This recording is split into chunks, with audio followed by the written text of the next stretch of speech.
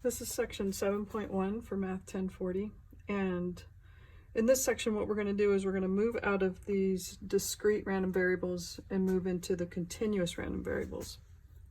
So with discrete, like we did in chapter 6, we used formulas to determine probabilities and certain things about it. But for continuous, we're going to use what's called this probability density function. So we're not going to use formulas, we're going to use a probability density function. Two things define that. One is that your total area is going to be 1, and we'll talk about that in a second, and then the height in any given place has to be greater than or equal to 0. So a probability density function is an equation used to compute probabilities of continuous random variables as opposed to the discrete random variables, and it must satisfy these two properties. So let's talk about an example. Let's say that your friend is always late, or he's oftentimes late, right? But he's late anywhere between 0 and 30 minutes. So if he's 0 minutes late, then obviously he's on time, but he can be up to 30 minutes late in any given situation that you're in.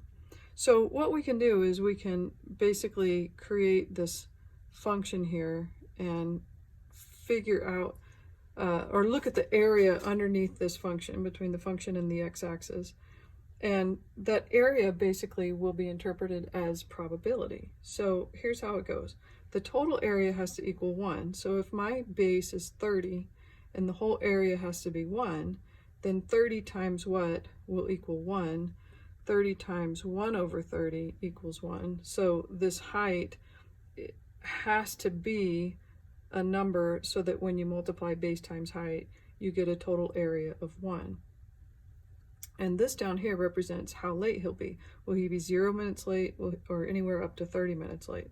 So in this example, he could be 1 minute late, he could be 2 minutes late, but it's not just 1 or 2, and that's why it's not discrete. He can be anywhere between 0 and 2 minutes late, or anywhere between 1 and 2 minutes late, or 0 and 30 minutes late. So that counts for times other than whole numbers, like not just exactly 2 minutes late, but it could be like 2 minutes and 1 second late or something like that. And that's why it's continuous. So the x-axis refers to how late the person will be, and then the y-axis is a height greater than or equal to 0, because you can't have a probability that's less than 0, right? And this height times this base will give you a total area of 1. So what we're looking at is the fact that if I can find the area under this curve, so let's say I wanted to know, what's the probability that my friend will be between 10 and 20 minutes late? Well, you can look at the rectangle that creates from 10 to 20, and remember, area is the same thing as probability. So if I want to know the probability that this person is between 10 and 20 minutes late, I just take the area of this rectangle. The base is going to be from 10 to 20 is 10, right? Area of a rectangle is base times height, so the probability that he's between 10 and 20 minutes late will be the base, which in this case is 10, times the height, which is still 1 over 30. And so my answer for this is 1/3, or if they want it as a decimal, 0.333, whatever, however long they want you to take that. So to find the probability, I just take the area under the curve that refers to the time in question, okay? Now, what if they did it the other way around? What if we know the probability of something? If they say, oh, there's a 20% probability that your friend will arrive within how many minutes? So you know the probability, and you're trying to find the minutes. So going back to this formula, the area or the probability equals the base times height. If you know the probability is 0.2, because it's 20%, and I'm trying to find the distance on the base, the number of minutes, then I can plug the 20% in for probability equals the unknown, which is the number of minutes, times the height, which stayed the same, 1 over 30. And if you solve this equation, divide both sides by the fraction 1/30, then you'll get 6. So there's a 20% probability that your friend will arrive within 6 minutes would be the answer to that. Okay, so again, instead of discrete random variables, we're looking at continuous because it can be any number between 0 and 30, not just whole numbers between 0 and 30. So instead of using formulas like we did in chapter 6, we're going to use pictures, and we're going to find the area, because the area is equivalent to determining the probability. So we're going to take this basic concept with a rectangle, and now we're going to use the same concepts on a normal distribution. So if your continuous random variable happens to be normally distributed or has a normal probability distribution, that means that if you conduct a relative frequency histogram, it's in the shape of a normal curve. Then let's look at the anatomy of that curve. So for starters, the total area would still need to be 1. So we're looking at this curve, right? Okay, probably don't need that. And the height still needs to be greater than or equal to 0 at any point, okay? So you already know this curve, this normal curve. We always put the mean in the middle. There is symmetry, even though my drawing isn't necessarily symmetric. You know, don't knock me for that. It should be, okay? It's basically, this is considered symmetrical. All right. So a couple things to think about that we haven't talked about before. And again, if my drawing was a little more accurate, we would see that. But let's say that this was our first standard deviation away. So we could call that the mean plus the first standard deviation. And then let's say here we had the mean minus the first standard deviation, right? Because let's say your mean was 100.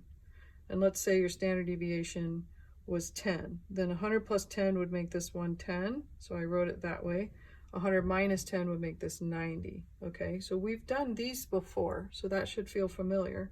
But I'm pointing out that one standard deviation to the left and right is where we have what we call inflection points. And they'll ask you that in one of the problems. It's not a big deal, just something to think about.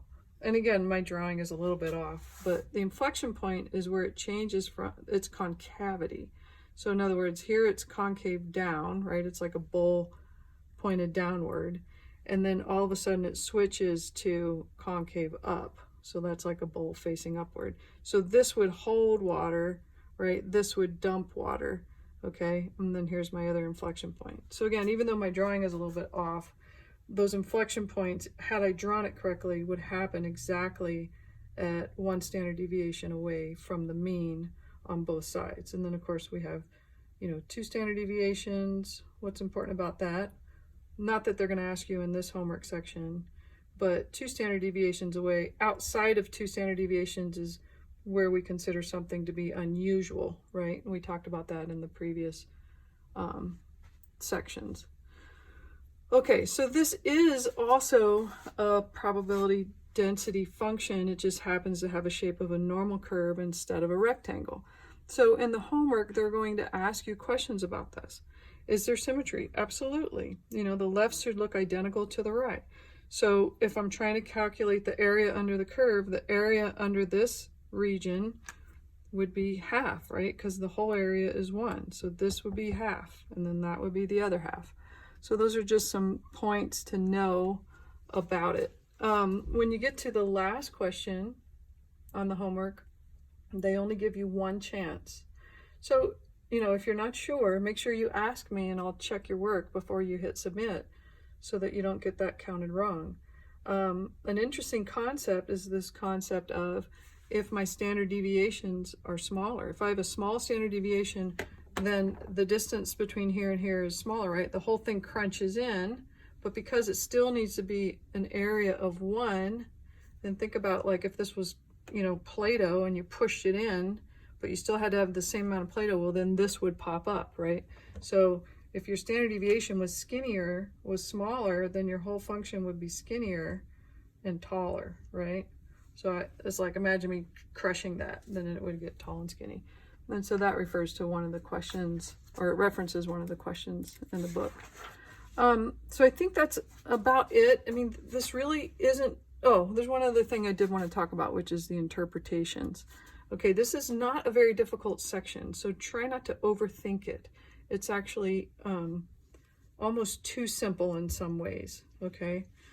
And one of the things I don't want you to overthink is this issue of interpreting. So in your notes, there is a little box that talks about interpretation.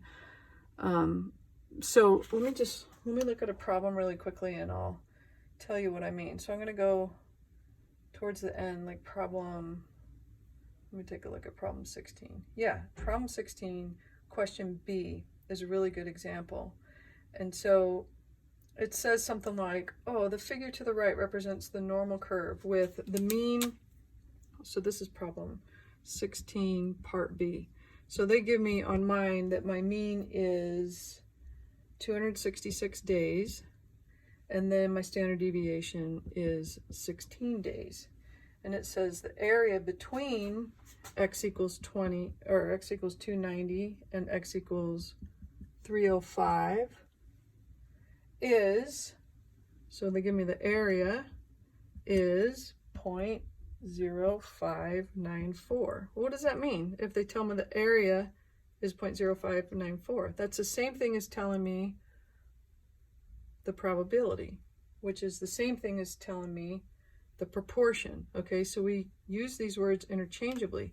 So this is the same thing as saying probability is that 0.0594 and proportion is that. So the quicker you relate these three things, the better you'll be doing in not only this section, but in sections in the future. Okay, so what they want us to do then is provide two interpretations of this area. Okay, well, my first interpretation, they say the proportion of human pregnancies that last between 290 and 305 is 0.0594. That's what they said, the proportion, and then you would fill in of human pregnancies that last between, and how do I know it's a between? Because the other option was less than or more than, but they said it was between, so I'm going to put in the blank between what? 290 and 305 is, and then they have another blank. So what is it? The proportion is 0.0594 because the area was that, and proportion is the same thing as area. Okay, so yes, I had to choose the one that said between because they told me this was between. The other option was to choose the one that said less than or more than, which is the opposite. Okay, if I'm between this and this, the less than or more than would imply that I was talking about this side and this side, but I'm not. I'm talking about between because they said the word between. Okay, so that's one interpretation. The second interpretation says the probability